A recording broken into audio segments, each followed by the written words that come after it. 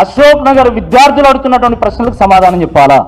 ముఖ్యమంత్రి తన ఉద్యోగం కాపాడుకోవడానికి 41 సార్లు ఢిల్లీ వేయండు. సరే తప్పులేదు, నీ ఉద్యోగం నువ్వు కాపాడుకోవడానికి నువ్వేమైనా చేస్తావు, రాష్ట్ర ప్రజల సొమ్ము తగలబెడతావు, నువ్వేమైనా చేస్తావు, నీకు అధికారం ఉన్నది.